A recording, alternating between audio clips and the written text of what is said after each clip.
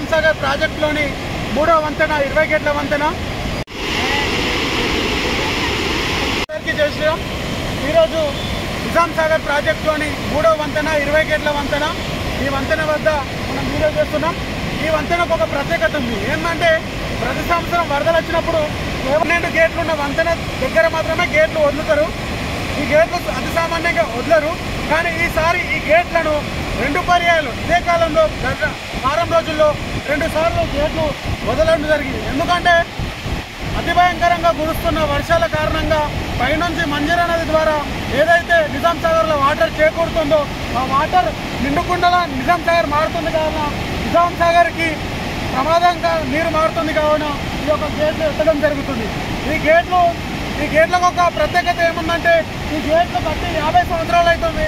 ఆ 50 సంవత్సరాల్లో కేవలం 4 సార్లు మాత్రమే ఈ గేట్లను విడుదల చేయడం జరిగింది.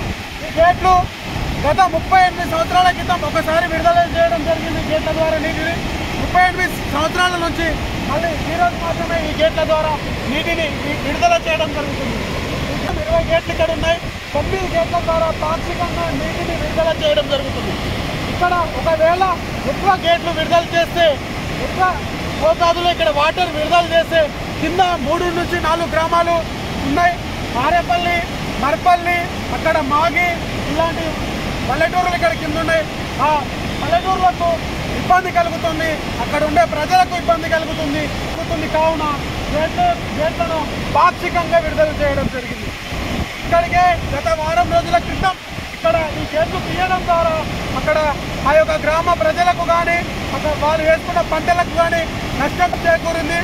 ఆ చేకూరిన నష్టం పైన ఇప్పుడు కూడా ప్రభుత్వం ఎలాంటి స్పందించలేదు. వారికి పంట నష్టం కూడా కల్పించలేదని స్థానికంగా ఉన్న ప్రజలు తెలియజేయడం జరుగుతుంది.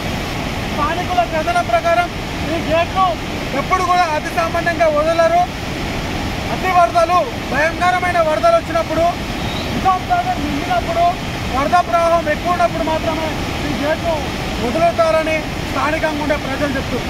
ప్రస్తుతానికి పైనుంచి అభిషేకుల వాటర్ మంజూరా నది గుండా ఈ యొక్క నిజాం సాగర్ ప్రాజెక్టులోకి వస్తుంది కావున ఈరోజు ఈ ఆరేపల్లి దగ్గరలో ఉన్న 20 గేట్ల ఒక వంతెన దగ్గర గేట్లు ఎత్తడం జరిగింది.